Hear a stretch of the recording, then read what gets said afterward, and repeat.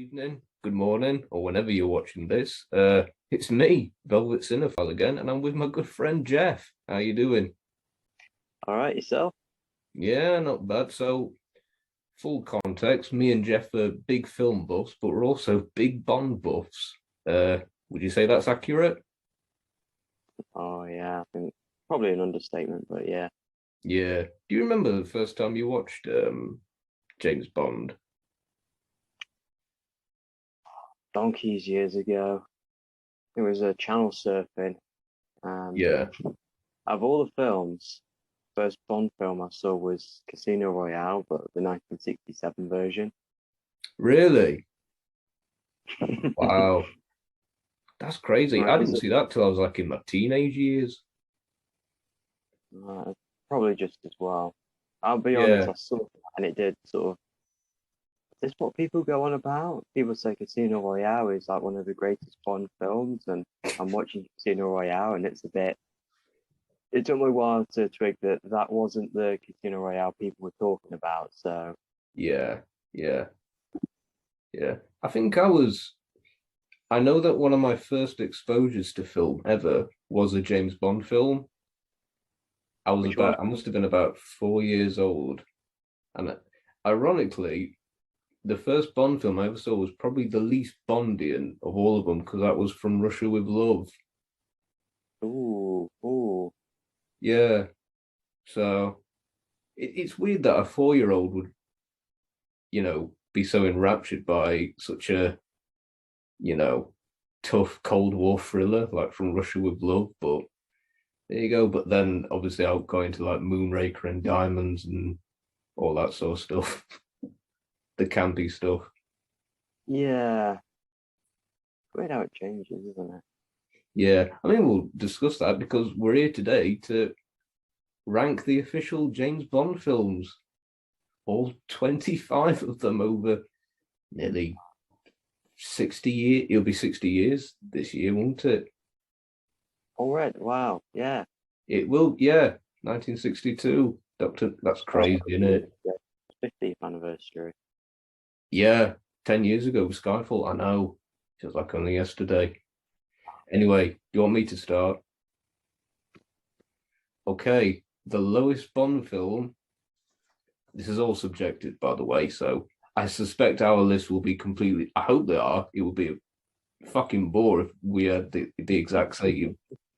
But anyway, my least favorite Bond film is Quantum of Solace. When I first saw it, it was nowhere near like the bottom of my list. But every time I've seen it since, my opinion of it has just got worse and worse. And it's just yeah, it's just a bit crap, really, isn't it? The funny thing is, I think it's like the shortest Bond film. I think it's like 90 minutes long, yet it feels like it takes 90 years. And it's Mm. just a mess of a film. It's just a real travesty. It's like there's no Bond film that I think is unwatchable, but of all the Bond films, Quantum of Solace is the one that I dread rewatching. It's just poor. The title song's horrendous. It's pure ear rape. The villain is non-existent. He's so forgettable. Yeah, there's just very little about it. The editing is Jesus Christ. We could dedicate a whole podcast to the editing of Quantum of Solace, and I don't think we could. I think we'd still just be scratching the surface. So yeah, Quantum of Solace is my least favorite. My worst, I think, has to be Man with the Golden Gun. Oh, really? The worst one? Yeah. Well, I mean, it's subjective, so it's not like I'm saying this is objectively Yeah, yeah, worse. yeah. But damn, I man. think Man with the Golden Gun is better than Quantum of Solace, but in terms of its story, um, I don't know. I didn't think it really delivered on its premise. You're supposed to have this sort of not Scary Man. Scary Man is supposed to be like a foil to Bond. It never really seemed like an equal. It's just like, oh yeah, I'm just gonna hunt down Scaramanga because he killed a double O. the motivation didn't. It was okay, but we didn't really feel it, Yeah. and the whole like execution of it, like more wasn't really like fully solidified. I think that came in Spy Love Me, really. Oh yeah, totally. Yeah. But Yeah. I don't know. He seemed a bit. There's a lot of Connery in him. He's trying to probably emulate a lot of what's done before, Yeah. which didn't really well as a more. But I don't know. It just didn't really sit well for me, and the story was a bit for Yeah. me anyway. Yeah. It's strange that though, isn't it? Because it's not like it's his first film. They did Live and Let Die, which does feel like a Roger Moore Bond film. And then they just completely shift with Man with the Golden Gun. It's like, no, we need to make him more like Connery and make him more rough and beat up women. And it's like, oh, okay. You know Yeah. what I mean? But yeah, okay. Man with the Golden Gun is your lowest. Next one for me, Spectre. Wow, there's a trend already. Yeah, so Spectre, what can I really say? This is the Spectre is a puzzle box of a film, and not in a good way. The first time I saw it, kind of like with Quantum, really, when I walked out of the theatre, having seen Spectre, my initial thought was, well, it ain't no Skyfall, but it's still a great Bond film. And I've seen it about half a dozen times since, and my opinion of it's now got to a point where I genuinely don't know how anyone can say that they like it. I mean, we can talk about Spectre all day, but I think broadly speaking, the reason why Spectre just does nothing for me is because it's such a nitpicky film. It's the nitpickiest Bond film. You can pick holes in it all day. And you naturally say, well, Denham, it's, all Bond films are contrived and illogical. What's your point? And that is true.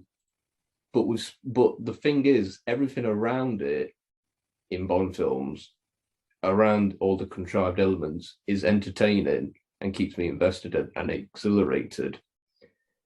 With Spectre, there's nothing there. Like everything just feels so devoid of energy, and it's also lethargic. Like case in point would be in Skyfall. The whole sequence where where Silver escapes in London and whatnot through the train and all that sort of stuff. It's totally ridiculous. Like it makes no sense, but no one cares because it's done so well. Whereas in Spectre, there's nothing like that. So I end up just picking holes where really I shouldn't be. But the end result is just a totally bland and brainless film, I think. Christoph Waltz is so vacant as Blofeld, Madeline Swan. I don't see why Bond would fall in love with her. And even Craig is a bit of a mixed bag because there's moments in Spectre where he is Bond. Do you know what I mean? We're talking like Sean Connery and Goldfinger levels of good. Like even that scene where he's walking along the rooftop, in Mexico at the beginning, and he's got that like panther like swagger, and I'm just looking at him thinking, damn, you are Bond. But then there's bits later on in the film where he's like talking to a rat and stuff, and it's like, what the fuck, man? Was But that in reference to Diamonds Are Forever? it probably is. Oh yeah, yeah, yeah, with the tart's handkerchief and what. I'm sure it is, but it's just so like out of left field and just it just doesn't work with Craig's Bond. It's just like you went from being like this really cool, hard-edged spy, and then you're like drunkenly having banter with a rodent. I don't know, it just seems a bit odd. So yeah, not a good start for Craig, but it will get better. I promise you Craig fans.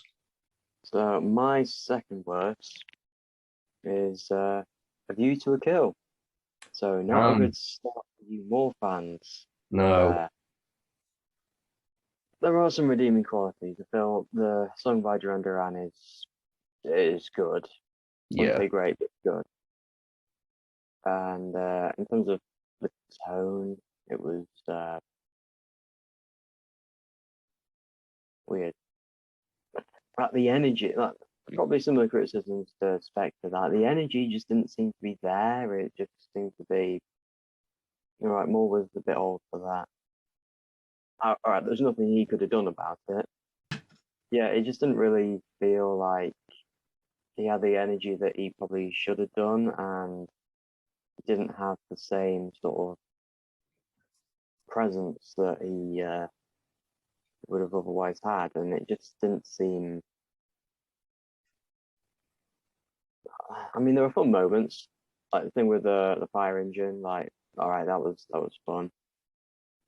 But a lot of like the fight scenes and like Bond girl being, I think, young, shall we say? Young, Also, that's an yeah, understatement. yeah. I'll be honest, that didn't sit well with me. And And the I thing is, just, he beds like a lot of women in that. He beds like four women. Do you know what I mean?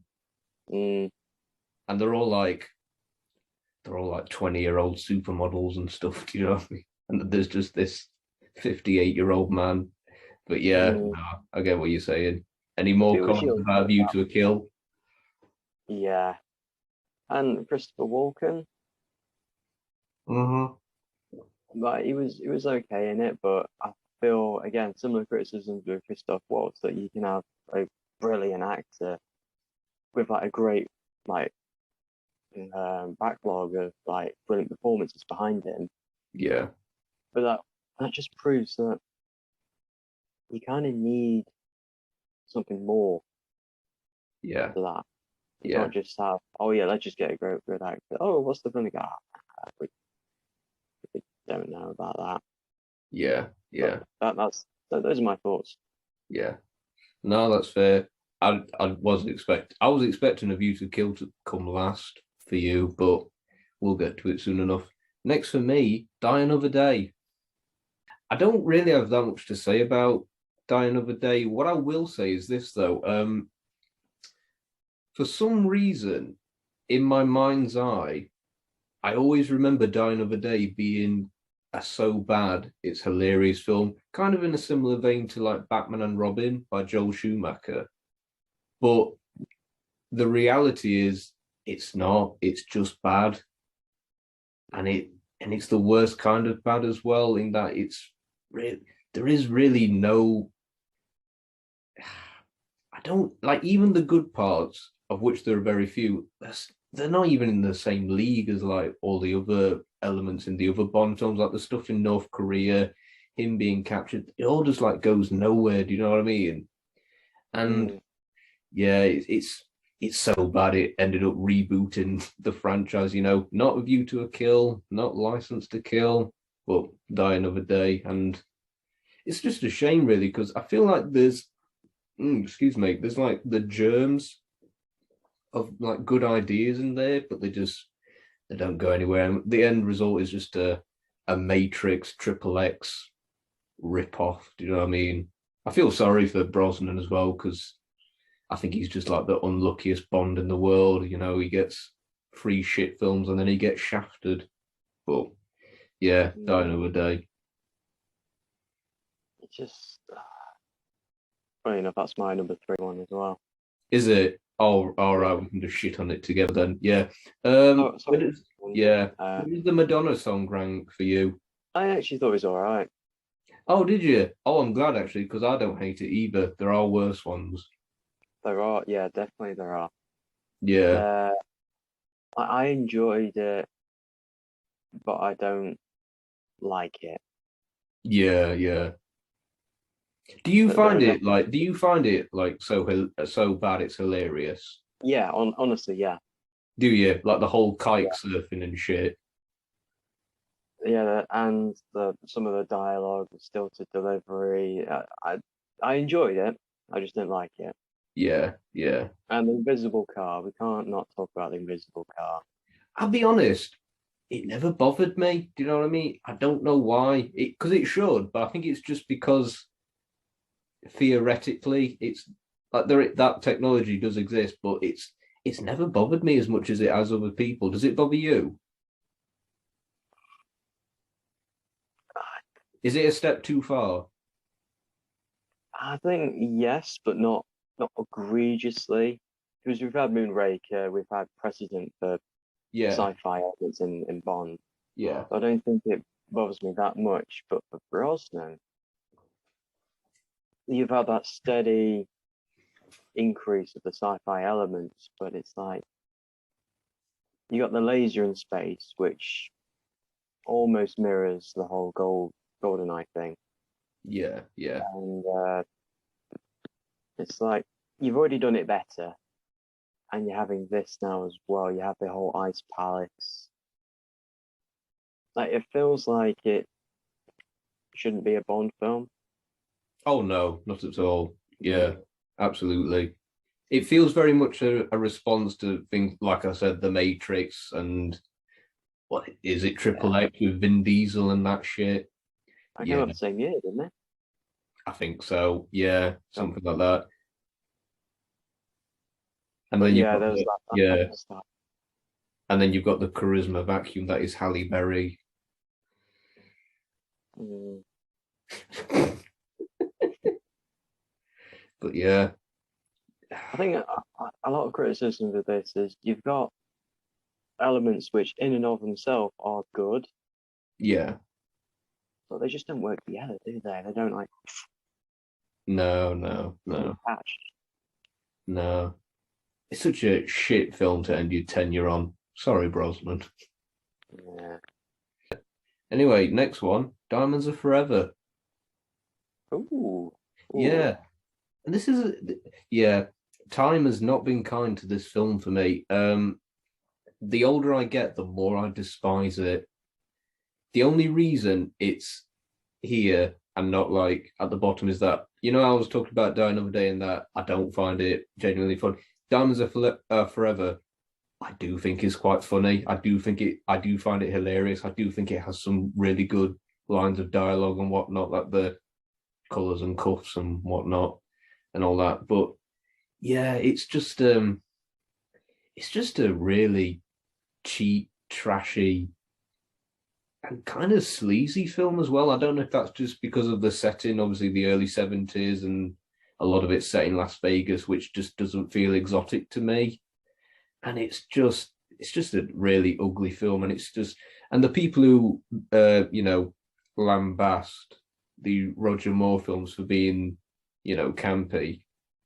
Apparently, these people haven't seen Diamonds Are Forever, or they just are willfully ignorant of it. Because boy, this is like the cap. This is campier than any of the Roger Moore films in my eyes. This is like Batman 66 levels of camp. I think in 5 years, the time this could well be my least favorite.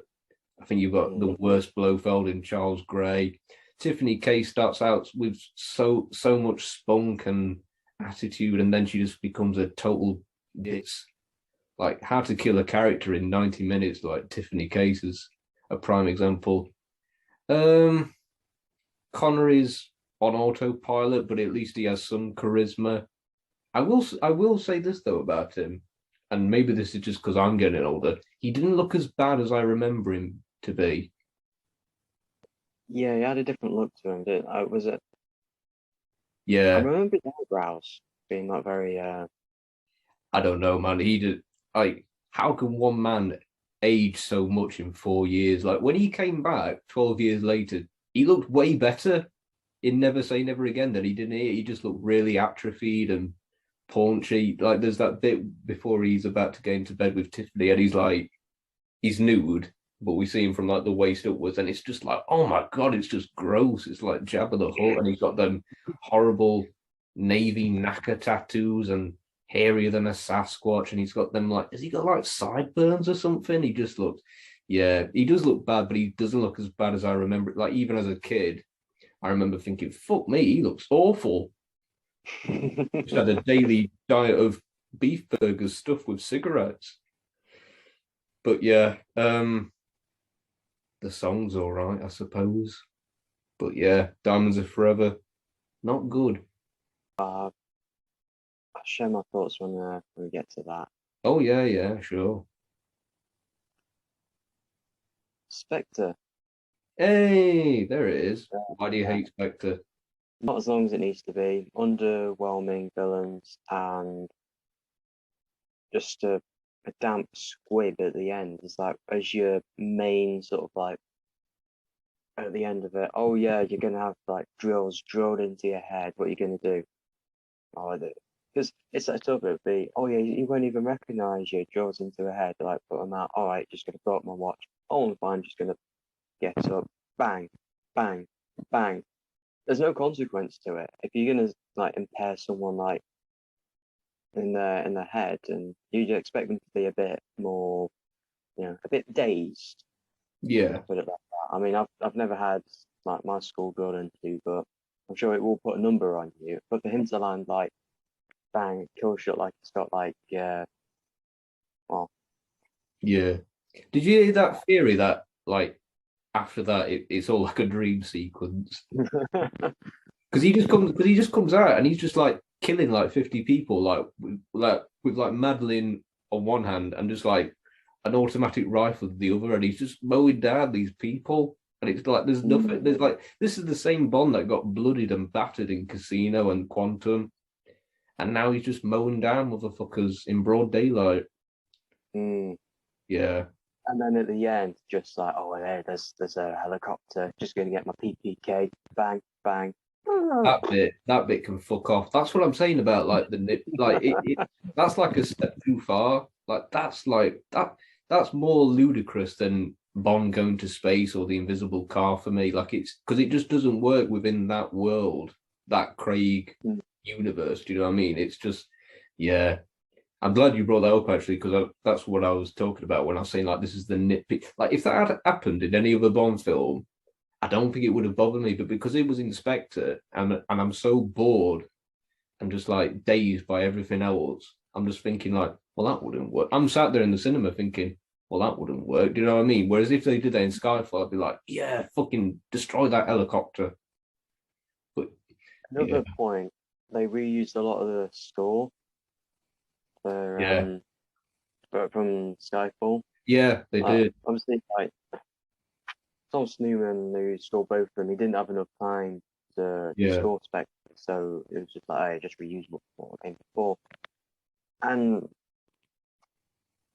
it works for Skyfall, but just reusing it yeah, willy nilly, yeah. I don't know. I was just a bit disappointed with that. Bring back David Arnold, damn it. Stop getting these like big names. Stop getting like Hans Zimmer and Thomas Newman. Just bring us back David Arnold and we'll be happy. That reminds me, actually, what do you think of the Sam Smith song? I prefer the Radiohead one.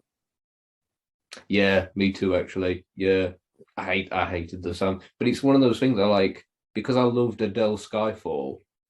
I sort of tricked myself into thinking that I liked it. Do you know what I mean?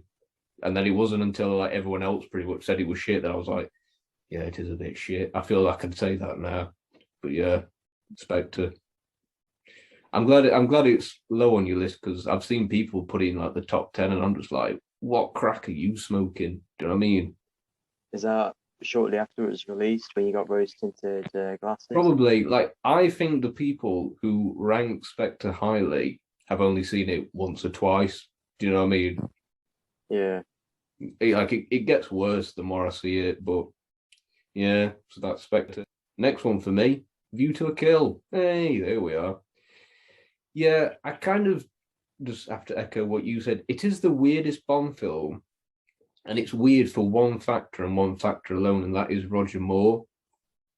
Now, if we'd had this conversation 5 years ago, I would have said definitively that Roger Moore was too old. I don't think it's the case that he's too old.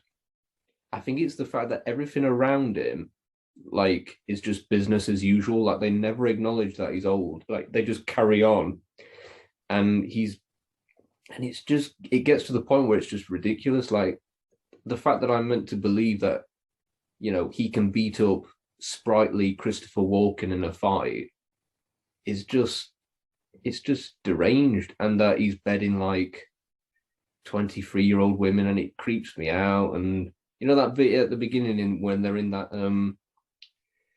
they're in Siberia and they're in that ice lodge type thing, the underwater thing in disguise, and he's with that fellow agent, and it's just like she's like what 23, 24, and he's just leering at her thinking, well, we've got 5 days to ourselves, I best shack up with you.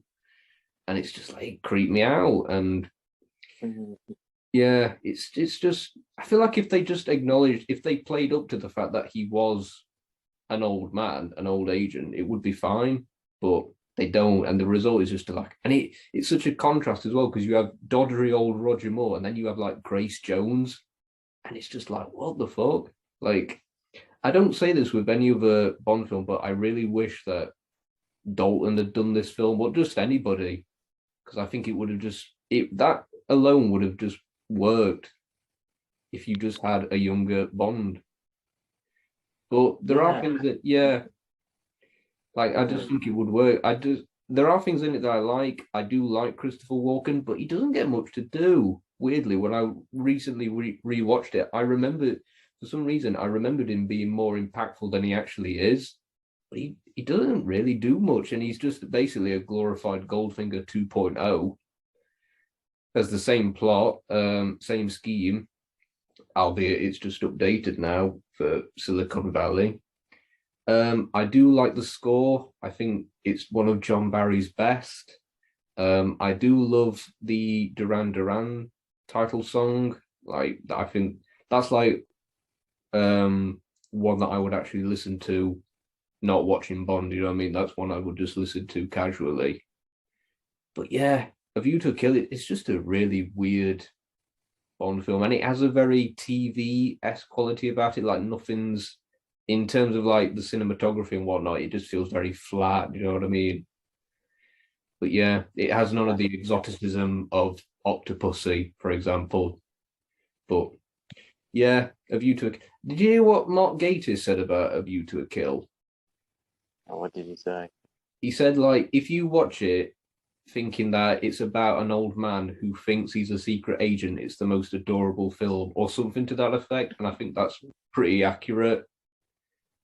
But yeah, A View to a Kill. My next one is You Only Live Twice. What the fuck? Why? Really? Yeah, I don't enjoy this film. I know it has a lot of the iconic moments, Yeah. but I'm trying to remove the tinted glasses. Like, oh yeah, but this was the first one. This is the first one. I'm trying not to make anything higher on my list. I'm just trying to judge it by its elements, by it themselves.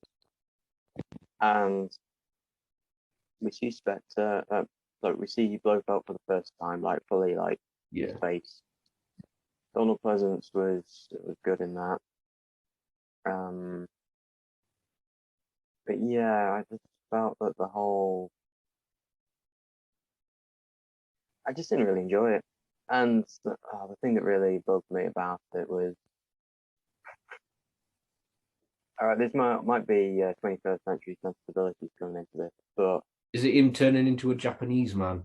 when turning into Japanese, It was seamless. You could have fooled me.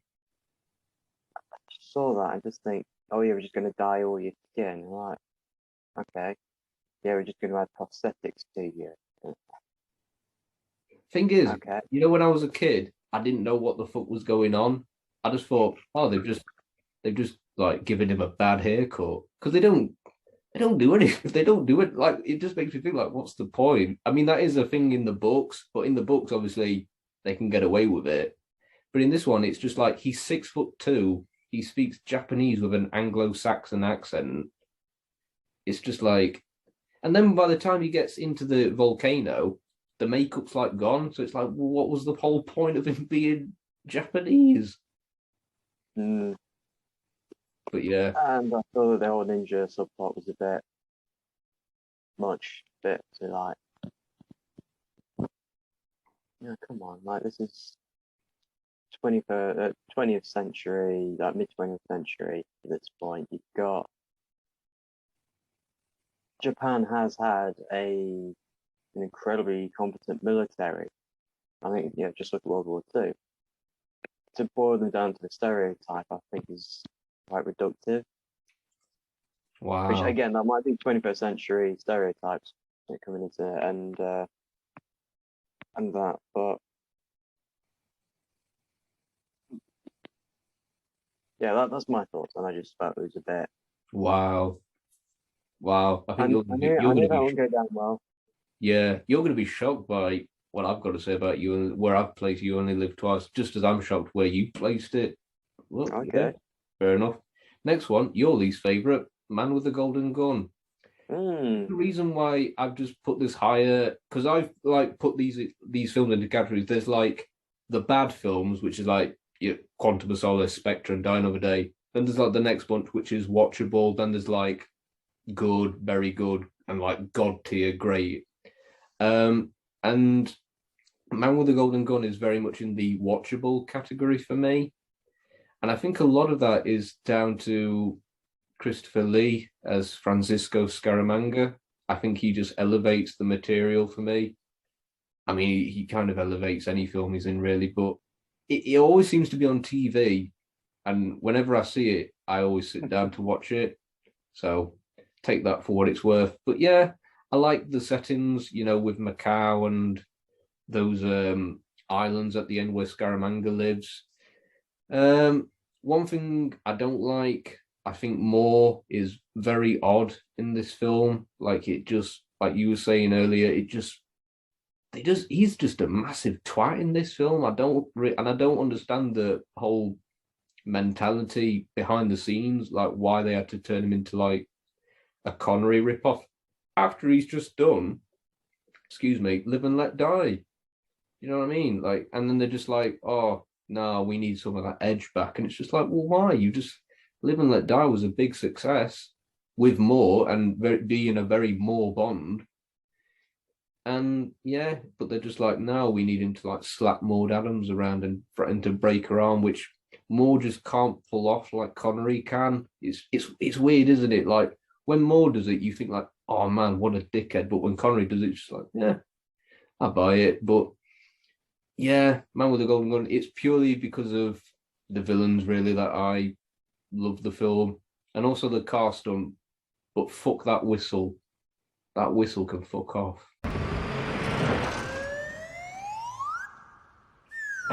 The final duel, it's like the duel itself between Bond and Scaramanga is a bit of a letdown, but everything leading up to it, when they're at dinner and that, I love all that stuff. And I don't mind Britt Eklund as Mary Goodnight. And she's totally useless, like the worst, most incompetent secret agent, like, ever. But I find her hilarious. So, and I think she does have a certain amount of charm and humor. So, yeah, not the worst for me, but totally watchable and tolerable. I mean, it could be worse. Well, not according to you, Jesus. True, yeah. Right, my next one is Diamonds Are Forever. Now, this was one of the other ones, the first Connery one I saw properly. I think it was, well, obviously I saw From Russia with Love first, but this was the one that I saw the most as a kid. Yeah, weirdly. Yeah, go on. Sorry. I didn't like it. I liked it. I thought, oh yeah. And it was an interesting thing, like coming from like an editing perspective. There was a portion at the start of it where they were explaining that exposition about like diamond smuggling, and while they had the audio of them explaining it, like M and some other guy going Bond about it, they were showing it as well as it was doing it. I think at the time that wasn't used that much. Like it's more of a technique that's used now, but seeing that sort of modern like film technique in a film back then, I thought was very interesting. And the fight scene in the elevator. Yes, that is a highlight. Yeah, yeah, agree.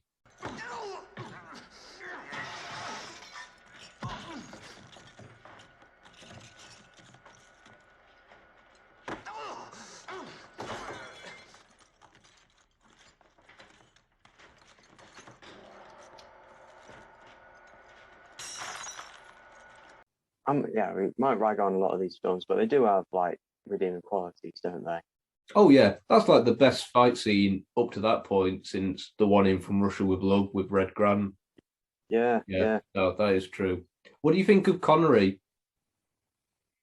in this film specifically? It was, I would say, okay. Yeah. Just okay. not as bored, but he doesn't have the same twinkle as like Goldfinger and From Russia with Love. Yeah, Yeah. he didn't phone it in, but I No, feel that 2 million check probably helped. oh yeah, what would that be worth? Like nowadays, like for inflation, if you was to, like, I don't know, ask Craig to come back for another one, um, Oh Christ! like, Don't talk fantasy, Jeff. That yeah. yeah, Okay, cool. Anything more to add about diamonds or nothing more that you haven't said. I just found these two yeah, things like interesting, especially about that. yeah, no. Thank you for pointing out the elevator fight. That is really good. Yeah. As is Sean Connery impersonating a Dutchman. Guten Abend. Good evening. Vita? You are English? Yes, I'm English. I speak English. Who is your floor? 3, please.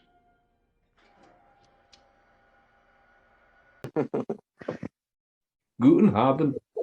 While we're on the subject of that elevator fight, why did Bond elbow the window before I don't punching know. again? I don't Wouldn't know. he just like, oh yeah, just get the jump on him and like take him out, rather than Yeah. alert and then go. It makes him look really shit, doesn't it? It makes him look like a fucking idiot.